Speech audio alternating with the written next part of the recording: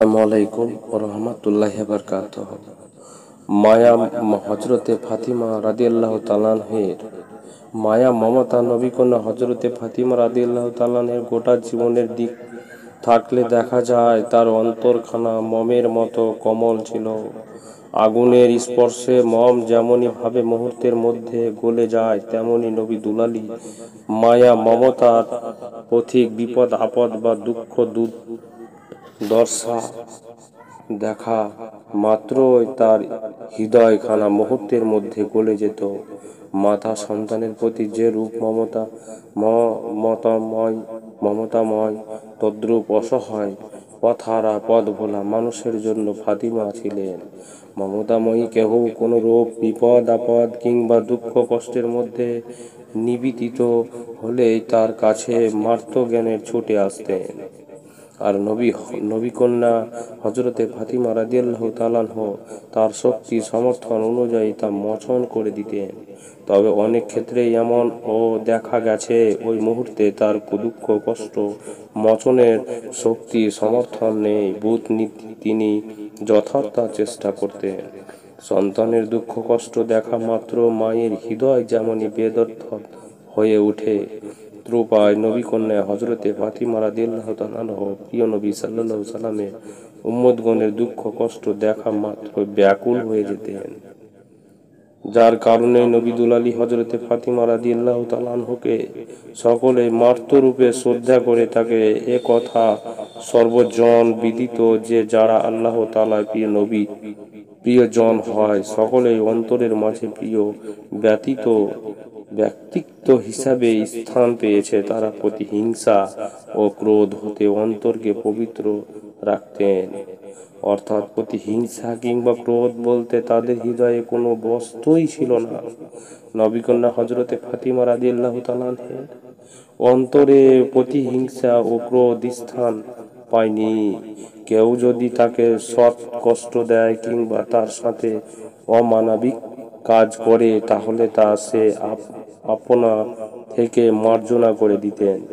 এমনকি তার দুঃখ কষ্ট বিপদ আপদে সাহায্য করার জন্য এমন ভাবে অগ্রসর হতেন, মনে হতো যেন সে তাদের পরিবারের একজন সদস্য। নিম্নে ও ধরনের একটি ঘটনার উপস্থাপন করা হলো। কোন এক বর্ণনা থেকে জানা যায়, সানাউল নামক জনৈক ইহুদি হজরতে ফাতিমা রাদিয়াল্লাহু তাআলা আনহার প্রতিবেশী ছিলেন, কিন্তু লোকটি হজরতে ফাতিমা রাদিয়াল্লাহু তাআলা আনহার কাছের লোক হওয়ার সত্ত্বেও নবী জামাতা হজরতে আলী রাদিয়াল্লাহু তাআলা আনহার সাথে অন্তত শত্রুতা পোষণ করত। শুধু অন্তরে শত্রুতা পোষণ করতেন না তা নয়, বরং তাকে বিভিন্ন স্থান দিয়ে প্রতিপন্ন করার কৌশল করতেন। এ কথায় সামাউল নামক জনৈক ইহুদি রত আলী রাদিয়াল্লাহু তাআলা আনহুকে লাঞ্ছিত অপমানিত করার জন্য মুসলমান হয়েছিলেন, কিন্তু তার ইসলাম ধর্মের দীক্ষিত হওয়ার কারণে তাদের সাথে তাদের পরিবারের সকলেই রূপে সম্পর্ক করে ফেলল। এমনকি তার বন্ধু বাস্তব পাড়ার প্রতিবেশীর পোষকজন ও তার থেকে দূরে থাকতে চেষ্টা করতেন। এখনো পরিস্থিতিতে লোকটি নিজেদেরকে খুবই অসহায় মনে করলেন। বাস্তবিক পক্ষে তার পরিবারের কে যে কষ্ট অনুভব করেছে তার চেয়ে বিপদে পড়লেন আর্থিক দিক দিয়ে, কেননা সানাউল ইহুদি থাকাকালীন অনেক ধন সম্পত্তির মালিক ছিলেন। তখন ইচ্ছা অনুযায়ী টাকা পয়সা ব্যয় করতে পারতেন, আর এখন ধর্মান্তরের সাথে সাথে সেই ওই ধর্ম সম্পদ হতে একেবারে বঞ্চিত হলেন। ওই লোকটির কাছে ওই মুহূর্তে চলার মতো একটি পয়সাও ছিল না। এমন আর্থিক কষ্টের মধ্যে হঠাৎ একদিন তার স্ত্রী পরলোক গমন করল। স্ত্রী পরলোক গমন করার সাথে সাথে মনে হলো যে লোকটির মাথায় আকাশ ভেঙে পড়েছে। লোকটি ভয়ানক বিপদে পড়ে গেল। স্ত্রীকে গোসল দাফন করার জন্য কোনো লোক নেই, মৃত্যু লাশ। ঘরে পড়ে রইল। নবী দুলালী হযরতে ফাতিমা রাদিয়াল্লাহু তাআলা আনহুর মন মুহূর্তের মধ্যে মোমের মতো গলে গেল। তিনি আর ঘরে স্থির থাকতে পারলেন না। নবী কন্যা হযরতে ফাতিমা রাদিয়াল্লাহু তাআলা আনহুর দাসীর মারফত সংবাদ পাওয়ার সাথে সাথে ওড়না দ্বারা সমস্ত শরীর আবৃত করে ব্যাধিকে সাথে নিয়ে নবী দীক্ষিত মুসলমানের বাড়ি রওনা হলেন। বাড়ি পৌঁছে নবী কন্যা নিজের হাতে ওই লোকটির স্ত্রী গোসল করে অতি তাড়াতাড়ি দাফনের ব্যবস্থা করলেন। প্রিয় পাঠক পাঠিকগণ, একটু চিন্তা করে দেখুন, ইহুদি লোকটি নবী জামাতা হযরতে আলী রাদিয়াল্লাহু তাআলা আনহুর সাথে কতই না শত্রুতা পোষণ করেছে, আর তার স্ত্রীর নবী কন্যা ফাতিমা স্বামীর শত্রুতার কথা মনে না করে যে মুহূর্তের পরিচয় দিয়ে তা কি আমাদের ভেবে দেখা উচিত না? অথচ আমরা সেই নবী কন্যা হযরতে ফাতিমা রাদিয়াল্লাহু তাআলা আনহুর পিতা হযরতে মুহাম্মদ সাল্লাল্লাহু তাআলা আলাইহি ওয়াসাল্লামের উম্মত হয়ে আমাদের শত্রুদের সাথে কি রকম আচরণ করছি।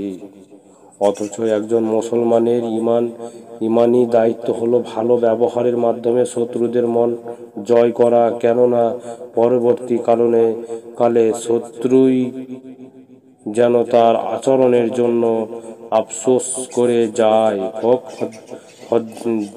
হযরতে ফাতিমা রাদিয়াল্লাহু তাআলা আনহের আচরণেরও উত্তম ব্যবহার ইয়াহিদ মুসলমানটি বিস্তৃত ও বিহ্বল হয়ে পড়েছিল। ইহুদি মুসলমান তার পূর্বের আচরণের জন্য বারবার নবী দুলালী হযরতে ফাতিমা রাদিয়াল্লাহু তাআলা আনহের বাদীর মারফত তার কাছে ক্ষমা ভিক্ষা করল।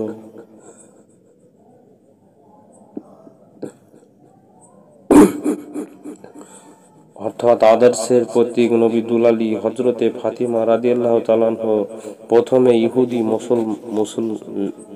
মুসলিম মানকে বলে দিয়েছিলেন, আমার তোমার প্রতি কোন রূপ আক্রোশ কিংবা ক্রোধ নেই।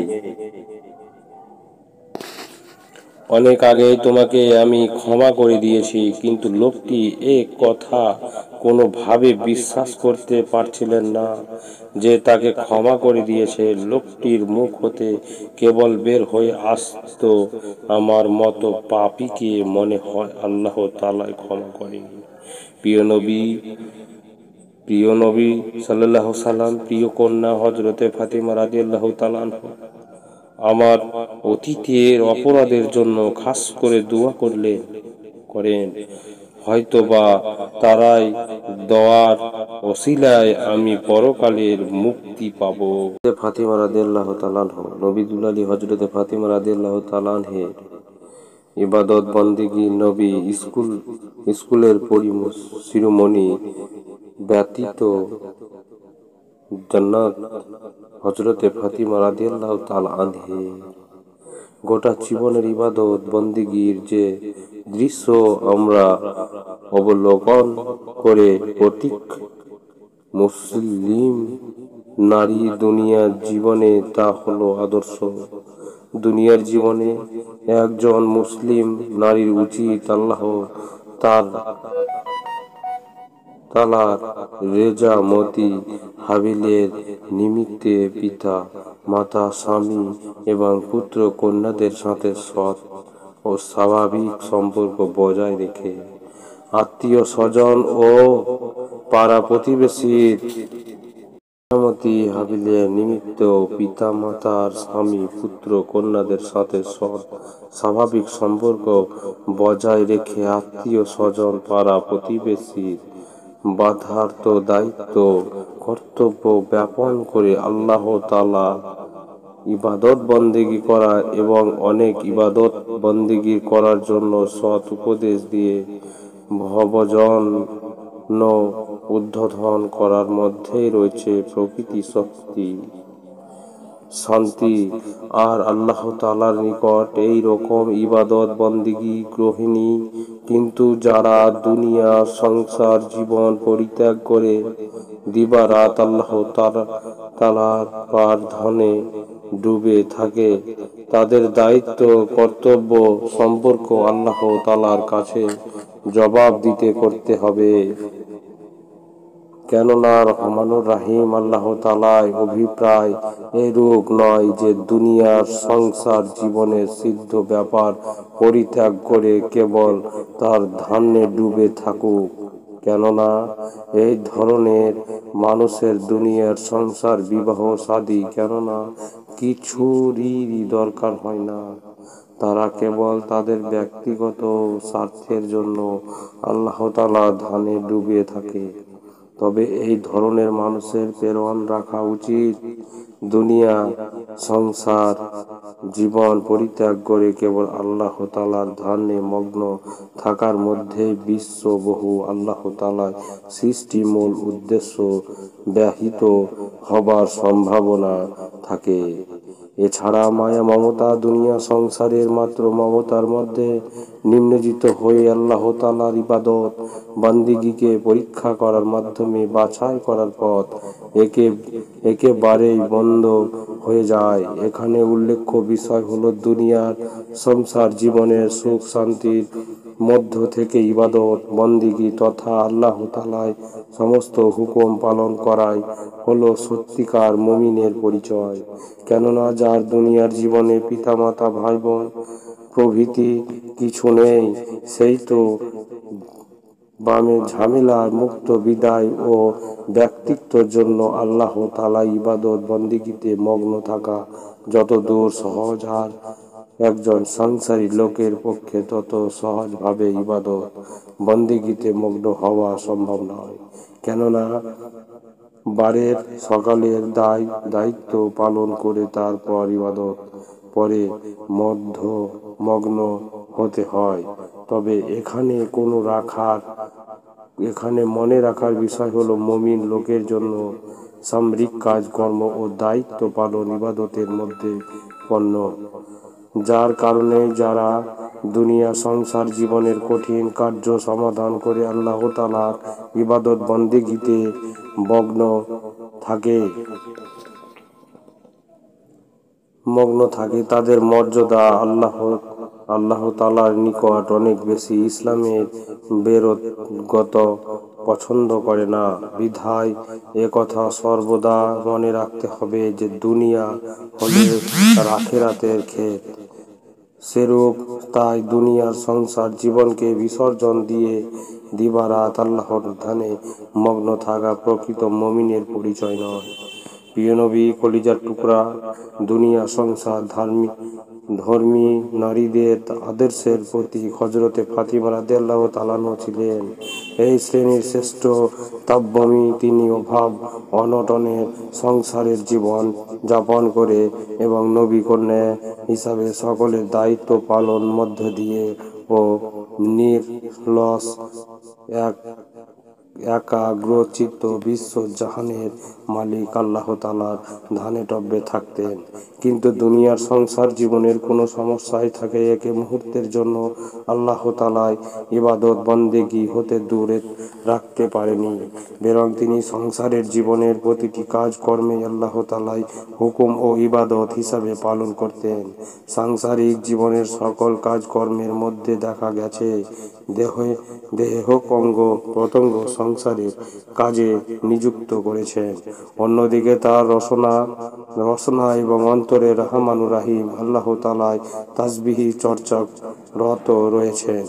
এমনকি যাতায় আঠা পিষতেছেন, উনের রুটি সেঁকিতেছেন, এমনই মুহূর্তে মুখে আল্লাহ তাআলার পবিত্র নাম নিতেছেন। কিন্তু সংসারের সকল কাজ কর্ম শেষ করেই সন্তান দিকে ঘুমিয়ে যখন সম্পূর্ণ অবসর হতেন, তখন ঘন্টার পর ঘন্টা নফল নামাজ ও কোরআন শরীফ তেলাওয়াতের মধ্যে কাটিয়ে দিতেন। কোনো কোনো বর্ণনায় দেখা যায় রাতে স্বামী সন্তান নিদ্রায় কোলে ঢলে পড়লে সে সকালে অজান্তে বিছানায় হতে উঠে পাক পবিত্র হয়ে আল্লাহর ইবাদত বন্দিগিতে রত হয়ে যেতেন। তিনি যখন নামাজে দাঁড়াতেন তখন মনে হতো যে তার দুনিয়ার প্রতি কোনো খেয়াল নেই। নামাজ আদায়ের পরে মহান করুণার আধার আল্লাহ জালালো শানুহুর দরবারে দুহাত তুলে সমর্থন করে এমন ভাবে গুনহার জন্য ক্রিন্দান করতেন, মনে হতো যেন সে এই পৃথিবীর মধ্যে বড় পাপী ও গুনাহগার। মোনাজাত করার সময় এমন ভাবে কেঁদে করতেন তার দু চোখে পানিতে বর্ষনাতি পর্যন্ত সিক্ত হয়ে যেত। তবে আশ্চর্যের বিষয় হলো এহেন আবেগ ছড়া প্রার্থনা করার সময় ও কোনো দিনই কিছু কামনা করেনি, বরং তিনি গুনাহের ক্ষমা চেয়ে নিজেদের ও অন্যদের পরলৌকিক মঙ্গল প্রার্থনা করেছেন। সপ্তাহে 2-1 দিন ছাড়া প্রতিদিনই রোজা রাখতেন, তাও আবার সন্ধ্যায় পানি দ্বারা ইফতার করে পরের দিন রোজার নিয়ত করতেন। প্রিয় পাঠকগণ, একটু চিন্তা করে দেখুন নবিদুল আলী হযরতে ফাতেমা রাদিয়াল্লাহু তাআলা আনহু কত কষ্ট করে আল্লাহ তাআলার রেজামতি হাসিলের নিম্নিত ইবাদত বন্দেগী করেছেন। তবে কেবল যে দিবা-রাত আল্লাহর ইবাদত বন্দেগীর মধ্যেই নিজেকে নিযতন রাখতেন তাও নয়, দুনিয়ার সকল কাজকর্ম সুষ্ঠুভাবে চালিয়ে যেতেন। তবে দুনিয়ার কাজ কর্ম করার সময় ও মুখে আল্লাহর নাম জপতে থাকত। আর প্রত্যেক মুমিনের পরিচয় হলো তা যে সে দুনিয়ার কাজকর্ম করার সময় আল্লাহ তাআলার সন্তুষ্টির উদ্দেশ্য কাজকর্ম সমাধান করেই আবার ইবাদত বন্দেগীর মধ্যে মগ্ন হয়ে যেতেন। কোনো এক সময় নবী কন্যা হযরতে ফাতেমা রাদিয়াল্লাহু তাআলা আনহার নিকট কতিপয় রমণী কিছু নসিহতের উদ্দেশ্যে আগমন করেছিলেন। তখন তিনি তাদেরকে উদ্দেশ্য করেছিলেন, হে ভগ্নীগণ, আমার পিতা হযরতে মুহাম্মদ সাল্লাল্লাহু আলাইহি সাল্লাম বলেছেন, বিশ্ব জাহানের মালিক আল্লাহ তাআলা ছাড়া অন্য কাউকে যদি সিজদা করার বিধান থাকতো তাহলে আমি নিশ্চয় স্ত্রী লোকেদের প্রতি তাদের স্বামীগণকে সিজদা করার নির্দেশ দিতাম। এখন একটু চিন্তা করে দেখুন নারীদের কাছে স্বামী কত অধিক মর্যাদার পাত্র এবং সেই সম্মানীয় স্বামীদের সাথে কিভাবে ব্যবহার করা উচিত। একথা বলার সাথে সাথে নবী কন্যা হযরতে ফাতেমা রাদিয়াল্লাহু তাআলা তাদের কাছে একটি কাহিনী বলতে শুরু করলেন।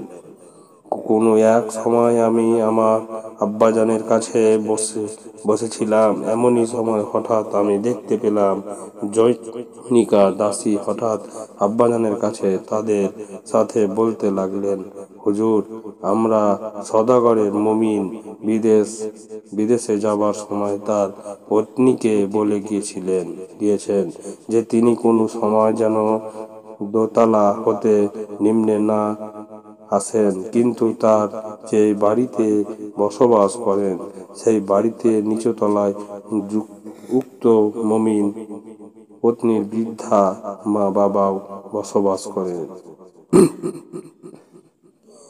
কিন্তু এখন তার পিতামাতার উভয়ের কঠিন রোগের আক্রান্ত হয়ে পড়েছে, কিন্তু তাদের দেখাশোনা ও সেবা যত্ন করার মতো এক মাত্রই কন্যা রয়েছে। কিন্তু সেই কন্যা তো স্বামীর নির্দেশে আবদ্ধ, অর্থাৎ স্বামীর হুকুম ছাড়া সেই নিচুতলায় আসতে পারে না। এই মুহূর্তে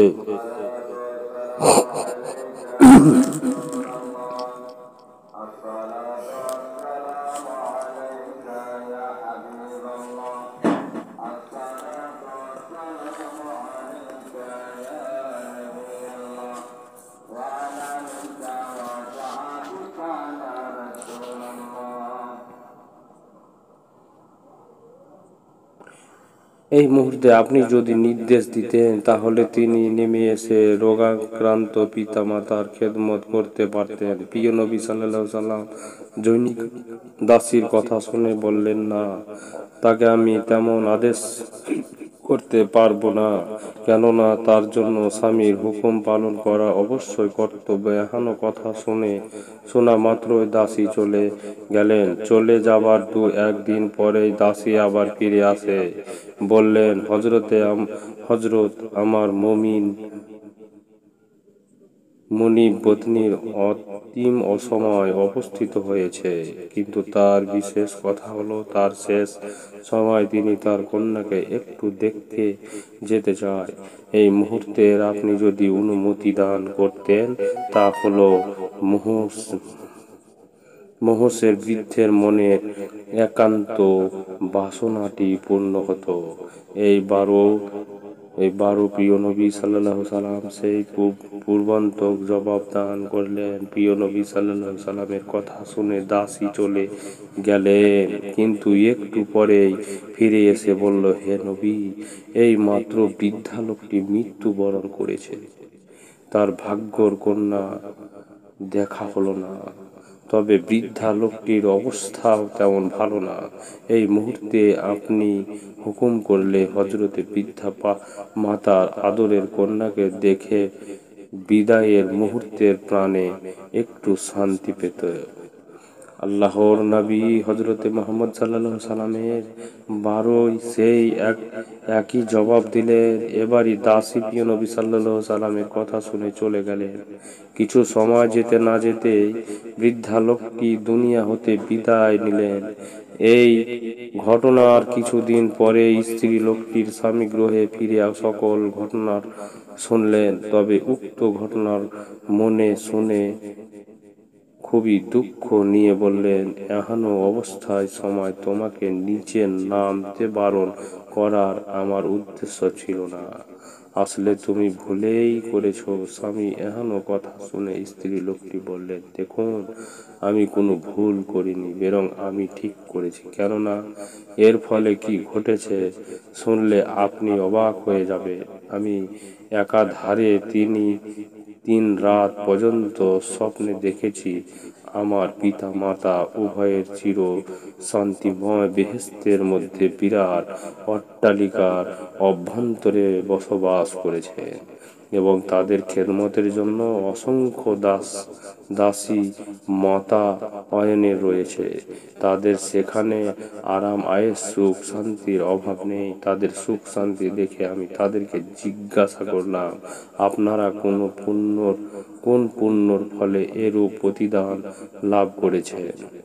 এ কথার জবাব তারা বললেন, উহা আমাদের কোনো পুণ্য ফল নেই, বরং মা তোমার পুণ্যই আমরা ইহা প্রাপ্ত হয়েছি। নবী দুলালী হযরতে ফাতিমা রাদিয়াল্লাহু তাআলা আনহার পবিত্র মুখের কথা শুনে উপস্থিত রমণীগণ বিস্মস্ত হয়ে মনের খুশিতে সেখানে হতে বিদায় নিলেন। তার প্রায় নবী দুলালী হযরতে ফাতিমা রাদিয়াল্লাহু তাআলা আনহার নিকট এসে বিভিন্ন সময় উপদেশ ও শিক্ষা দীক্ষা লাভ করতেন। আদর্শের প্রতীক নবী কন্যা হযরতে ফাতিমা রাদিয়াল্লাহু তাআলা আনহা সাংসারিক জীবনে দৈনন্দিন ঘর কন্যার যে সমস্ত কাজ করতেন তার প্রত্যেকটি কাজ ও কথার মধ্যে সততা, খোদা ভীরুতা, ইখলাস নিহিত থাকত। কেবল গৃহের কাজ কর্মের মাধ্যমেই মৎস্যগ্নগুলো নিহত ছিলেন তা নয়, এমনকি তার শিশু সন্তানদের সাথে দৈনন্দিন যে সকল কথাবার্তা বলতেন তার মধ্যেও আল্লাহ রাসূলের অসন্তুষ্টিমূলক আদর্শ নিহিত ছিল। তাদের বর্তমানে সমাজ দেখা যায় অনেক পিতামাতা সন্তানদের আদরের করতে যে তাদের খুশি করার লক্ষ্য অনেক অসৎ ঘটনা ও কথা বলেন, কিন্তু নবীজির কলিজা টুকরা হযরতে ফাতিমা রাদিয়াল্লাহু তাআলা কোন রূপ অসত্য বানোয়াটি কথা বলে সন্তানদের মন খুশি করতে না, বরং তাদেরকে কবরের ভয়ে, আযাব ও হাসরের ময়দানের হিসাব নিকাশ, মৃত্যুর কষ্ট, প্রকৃতির সত্য কথা বলে ভয় দেখিয়েছেন, আর চির শান্তিময় বেহেশতের সুখ শান্তি, আরাম আয়েশ, বেহেশতের হুর গিলেমান, ফল ফুল ইত্যাদি কথা বলে চির শান্তিময় বেহেশতের প্রতি আকর্ষণ সৃষ্টি করেছেন। প্রিয় পাঠকগণ, একটু চিন্তা করে দেখুন, বর্তমান যুগের আধুনিক পিতামাতার মতো অসৎ মানায়ট কথা বলে সন্তানদের মনে আনন্দ দিতেন না। তবে তার বর্ণনাকৃত ঘটনা একথা ছিল সত্য। নবী দুলালী হযরতে ফাতিমা রাদিয়াল্লাহু তাআলা সত্য কথা বলার মধ্যে সেই যে সন্তানদের হৃদয়ে আনন্দ ও ভয় দিত তা একটু ঘটনার মাধ্যমে বর্ণনা করে দেখানো হলো, যা নিম্নে প্রদত্ত। ইমাম হাসান এবং ইমাম হাসাইনের রাদিয়াল্লাহু তাআলা উভয়ে সেসবকালে কোনো এক সময় তার বাহির হতে ঝগড়া করে ঘরে এসে মায়ের কাছে উভয় বিরুদ্ধে অভিযোগ দিচ্ছে, কিন্তু তাদের অভিযোগ শুনে বোঝা যেত না কে দোষী আর কে নির্দোষী। তবে মাতা উভয়ের কথায় কান পেতে শুনতেছে, যেহেতু তার কাছে দুটি সন্তান সমান। আদর, সম্মান, স্নেহের অধিকারী কেহই নিজের দোষ স্বীকার করতেছেন। নবী দুলালী হযরতে ফাতিমা রাদিয়াল্লাহু তাআলা মহা সমস্যায় পড়ে গেলেন। যাই হোক, সঙ্গে সঙ্গে তিনি উপায় স্থির করে আদরের পুত্রকে বললেন, দেখা বাবা, তোমরা কে দোষী আর কে নির্দোষী তা বিবেচনা করার আগেই তোমাদের কিছু কথা বলবো, তা তোমরা মনোযোগ দিয়ে শ্রবণ করবে। বিশ্ব প্রভু আল্লাহ তাআলা ইরশাদ করেন, তোমরা উভয়ে আল্লাহ তাআলার নির্দেশ অমান্য করে মহা অন্যায় করেছ। একথা সত্য। তোমাদের এহেন অন্যায়ের জন্য আল্লাহ তাআলা যদি তোমাদেরকে রোজ কিয়ামতে জিজ্ঞাসা করেন, তখন তোমরা কি জবাব প্রদান করবে বলতো? মনে রেখো, সেই কঠিন কিয়ামতের দিন যদি তোমরা জবাব হয়ে যাও, তাহলে রহমানুর রহিম আল্লাহ তাআলা কঠিন শাস্তি দান করবে। নবী কন্যা হযরতে ফাতিমা রাদিয়াল্লাহু তাআলা এর কথা শুনে ইমামদ্বয়ের মনে হয় জেগে গেল। শুধু ভয় নয়, তারা তাদের মায়ের কাছে করুণ কণ্ঠে জিজ্ঞাসা করলেন, মা, তাহলে এই ভয় হতে রক্ষা পাওয়ার কি পন্থা আছে, তা আমাদের বলুন। তখন হযরতে ফাতিমা রাদিয়াল্লাহু তাআলা বলেন, বাবারা, তোমাদের উভয়ের কারণে, কেননা রহমানুর রহিম আল্লাহ তাআলাই আবার বলেছেন, কেহ যদি কোনো ঘটনা চক্রে অন্যায় করে এবং এই ধরনের অন্যায় আর করবে না বলে খালেস দিলে, তওবা করে আল্লাহ তাআলার কাছে ক্ষমা চাইতে হলে আল্লাহ তাআলা তাকে ক্ষমা করে দিবেন। মায়ের এহেন শত উপদেশমূলক কথা শুনে ইমাম ভদ্রদায় তাদের আম্মাকে বললেন, মা, আমরা এহেন কাজ আর কোনো দিন করব না বলে খালেস তওবা করব। তবে আপনি আমাদেরকে বলে দিন কিভাবে তওবা করতে হয়।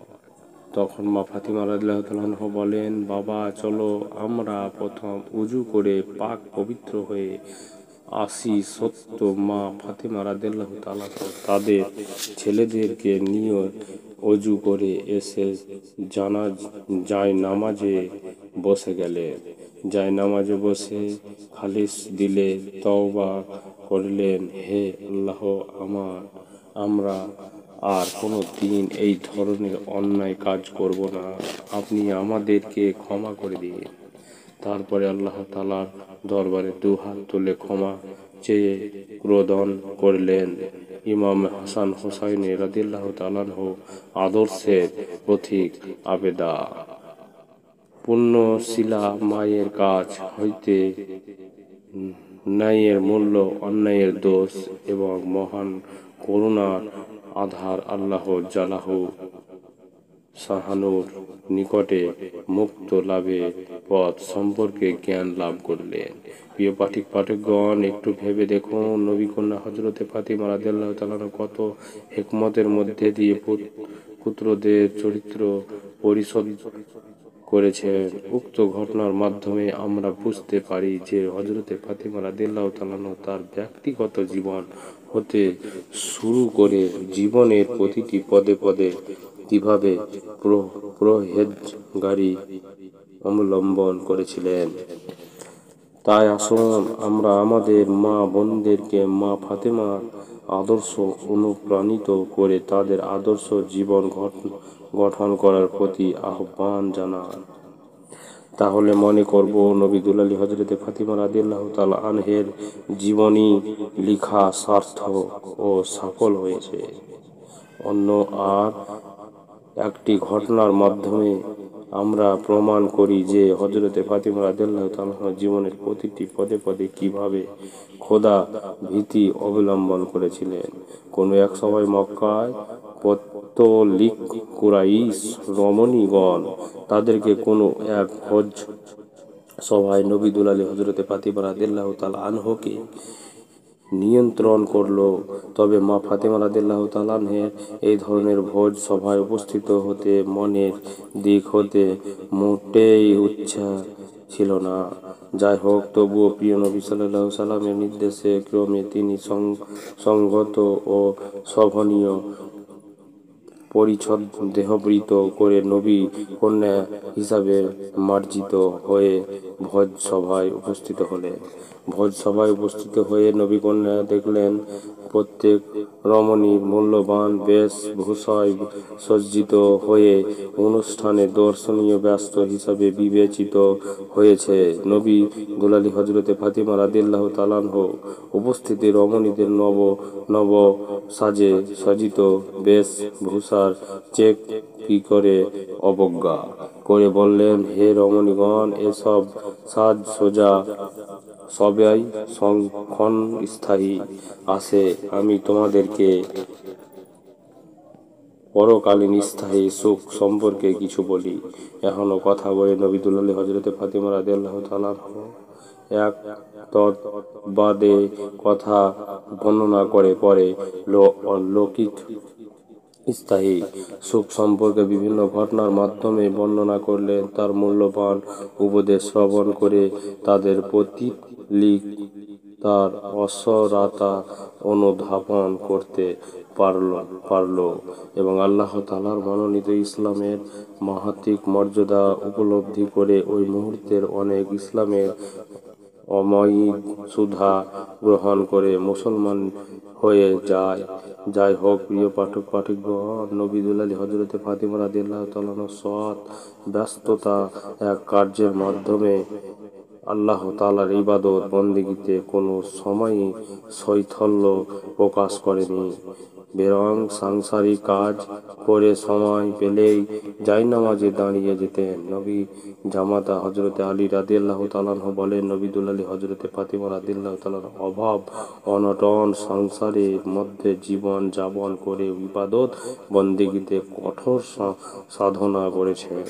সারা দিনের সাংসারিক হাড় ভাঙা পরিশ্রম করার পরে স্বামী সন্তান বা যখন নিদ্রার কোলে ঢলে পড়ত, পৃথিবী যখন নীরব নিস্তব্ধ শান্ত হয়ে যেত, কোথাও পশু পাখির শব্দ নেই, এমনই মুহূর্তে নবী দুলালী হযরতে ফাতিমা রাদিয়াল্লাহু তাআলা আমার অজানে আমার পাশে হতে উঠে গিয়ে পাক পবিত্র হয়ে হাজির হতেন। রহমানুর রহিম আল্লাহ তাআলার দরবারে সকলে অজান্তে নারী নীরবে আল্লাহ তাআলার জিকির করতেন। সমস্ত রাত কেবলই জিকিরই করতেন না, তার পিতা হযরতে মুহাম্মদ সাল্লাল্লাহু আলাইহি সাল্লামের গুনাহগার উম্মতের জন্য ক্ষমা চেয়ে দুহাত তুলে প্রার্থনা করতেন। দেখা গেছে তার দু চোখ থেকে ঝরঝর করে পানি নেমে আসত। মুনাজাতের মাধ্যমে বলতেন, হে আমার প্রভু, তুমি আমার আব্বাজানের গুনাহগার উম্মতদেরকে ক্ষমা করে তাদেরকে জান্নাত দান করো। হে আমার মাবুদ, তুমি আমার পিতার গুনাহগার উম্মতদেরকে বিচার অতি সদয় ভাবে করো।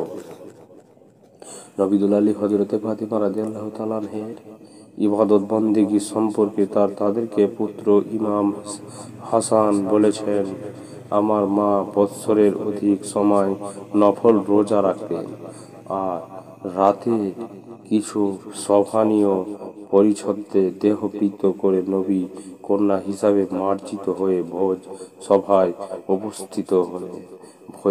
উপস্থিত হয়ে নবী কন্যা দেখলেন প্রত্যেক রমণীরাই মূল্যবান বেশভূষায় সাজিত হয়ে অনুষ্ঠানে দর্শনীয় বস্ত্র হিসাবে বিবেচিত হয়েছে।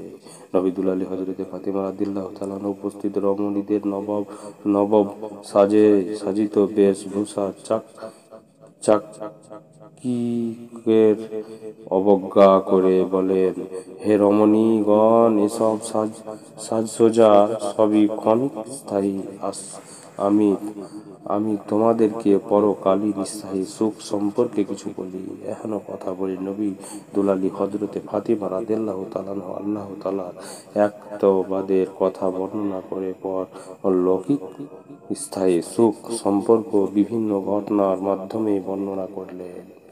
তার মূল্যবান উপদেশ শ্রবণ করে তাদের পথলিকতার আসরত অনুধাবন করতে পারল এবং আল্লাহ তাআলার মনোনীত ইসলামের মহাত্মিক মর্যাদা উপলব্ধি করে মুহূর্তের অনেকে ইসলামের অমায়িক সুধা গ্রহণ করে মুসলমান হয়ে যায়। যাই হোক, প্রিয় নবী পাঠিকগণ, প্রিয় নবী দুলালী হযরতে ফাতিমা রাদিয়াল্লাহু তাআলা শত ব্যস্ততা কার্যের মাধ্যমে আল্লাহ তাআলার ইবাদত বন্দেগীতে কোনো সময় শৈথল্য প্রকাশ্য করেননি, বরং সাংসারিক কাজ করে সব সময় পেলেই জায়নামাজে দাঁড়িয়ে যেতেন। নবী জামাতা হযরতে আলী রাদিয়াল্লাহু তাআলা বলেন, নবী দুলালী হযরতে ফাতিমা রাদিয়াল্লাহু তাআলা অভাব অনটনের সংসারের মাধ্যমে জীবন যাপন করে ইবাদত বন্দেগীতে কঠোর সমাধান করেছেন। প্রিয় নবী সাল্লাল্লাহু আলাইহি সাল্লামের এই কথা শুনে উম্মত আইমন অবাক হয়ে গেলেন। মহান করুণার আধার আল্লাহ জাল্লাহু শাহানুর হুকুম আহকাম পপনের মধ্যে দিয়ে তার রেজামন্দি অর্জন করে তার প্রিয় জন হয়ে তাদের সকল কার্যের দায়িত্ব আল্লাহ তাআলা নিজের হয়ে যায়, অর্থাৎ তার সকল